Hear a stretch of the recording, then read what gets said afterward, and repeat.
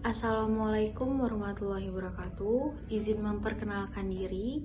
Nama saya Tri Purnamasari, NPM 2023 20014, kelas A1K21, Prodi Komputerisasi Akuntansi, semester 1. Baik, di video ini saya akan menjelaskan sedikit tentang proses lahirnya Pancasila sebagai dasar negara Republik Indonesia, dan saya akan memberikan masing-masing contoh cara mengamalkan sila-sila dalam Pancasila. Pemerintah telah memutuskan tanggal 1 Juni sebagai hari lahir Pancasila melalui keputusan Presiden Kepres nomor 24 tahun 2016. Tanggal 1 Juni sebagai hari lahir Pancasila ditetapkan pula sebagai hari libur nasional. Pencetusan Pancasila diawali pertama kali yaitu dengan pemberian janji atas kemerdekaan bangsa Indonesia oleh Jepang. Nah, di masa itu Perdana Menteri Jepang Kuniaki Koiso membentuk BPUPKI, Badan Penyelidik Usaha-Usaha Kemerdekaan Indonesia, pada tanggal 7 September 1940. Nah, jadi badan tersebut dibentuk dengan tujuan agar dapat menyelidiki persiapan pembentukan Negara Kesatuan Republik Indonesia. Sidang BPUPKI pertama kali dilaksanakan pada tanggal 29 Mei sampai dengan 1 Juni 1945. Nah, sidang BPUPKI ini berlangsung selama 4 hari dan di sini terdapat beberapa tokoh perumus Pancasila. Yang pertama yaitu Soekarno, yang kedua yaitu Muhammad Yamin, ketiga yaitu Supomo, dan masing-masing tokoh ini mencetuskan 5 gagasan atau ide dalam perumusan Pancasila. Soekarno merupakan tokoh terakhir yang mengungkapkan gagasan atau rumusan Pancasila setelah Muhammad Yamin dan Supomo. Singkat cerita, terjadi perdebatan karena salah satu tokoh yaitu Muhammad Yamin ataupun Supomo itu mengatakan bahwa ingin mendirikan mengungkapkan azas bahwa keserikatan untuk Islam dan menjadikan Indonesia sebagai negara Islam. Dan Insinyur Soekarno keberatan bahwa di Indonesia tidak hanya beragama Islam tetapi ada banyak agama.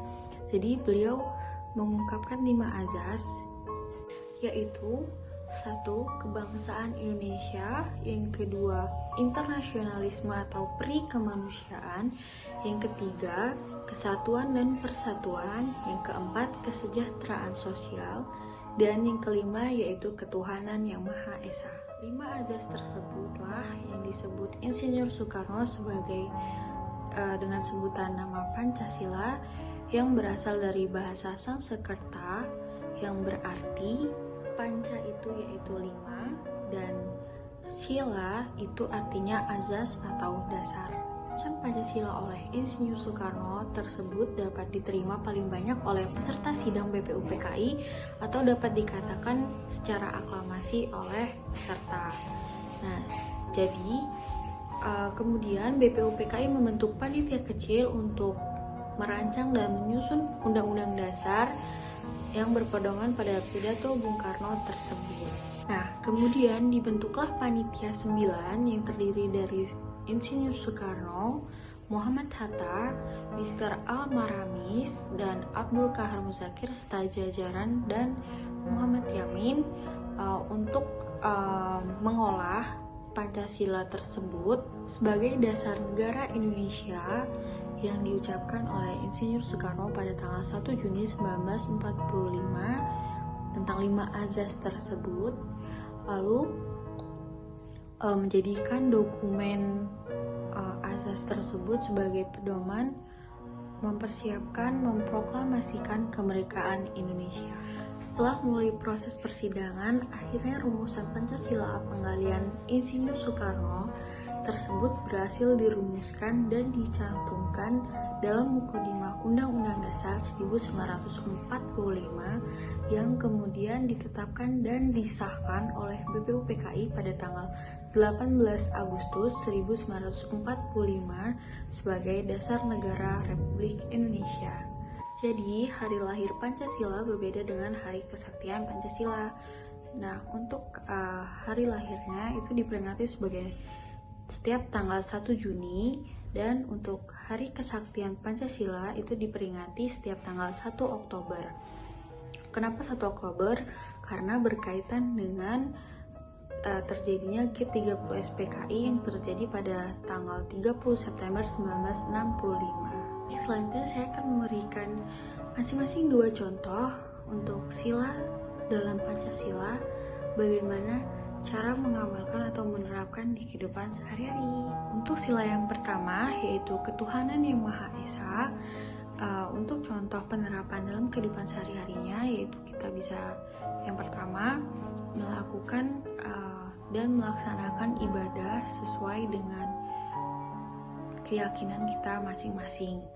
Lalu yang kedua yaitu toleransi terhadap setiap orang, karena setiap orang itu memiliki keyakinannya masing-masing. Yang kedua yaitu kemanusiaan yang adil dan beradab.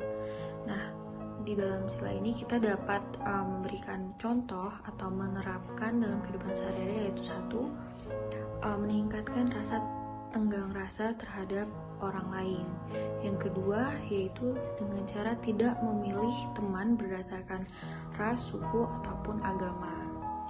Yang ketiga yaitu untuk sila persatuan Indonesia, yaitu cintai produk Indonesia, jangan beli produk luar negeri terutama. Terus yang kedua yaitu dengan cara menempatkan rasa kebersamaan atau rasa kesatuan di atas rasa pribadi. Kemudian sila yang keempat yaitu kerakyatan yang dipimpin oleh hikmat kebijaksanaan dalam permusyawaratan perwakilan. Nah, dalam sila ini mengajarkan kita dalam kehidupan sehari-hari yaitu mengataskan musyawarah. Jika ada masalah, kita harus bermusyawarah dulu bagaimana cara jalan keluarnya. Kemudian yang kedua yaitu dengan cara memiliki rasa hak dan kewajiban antar sesama. Sila yang kelima yaitu keadilan sosial bagi seluruh rakyat Indonesia. Nah, dalam sila ini salah satu contoh untuk menerapkan dalam kehidupan sehari-hari yaitu satu, meningkatkan perilaku terpuji kita terhadap seseorang, orang yang di atas kita ataupun di bawah kita. Kemudian yang selanjutnya yaitu menumbuhkan rasa cinta akan perkembangan bangsa Indonesia. Sekian video penjelasan saya tentang sejarah terbentuknya atau lahirnya Pancasila dan contoh dalam menerapkan Pancasila di kehidupan sehari-hari. Mohon maaf apabila ada kekurangan, saya mohon maaf.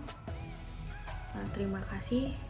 Wassalamualaikum warahmatullahi wabarakatuh.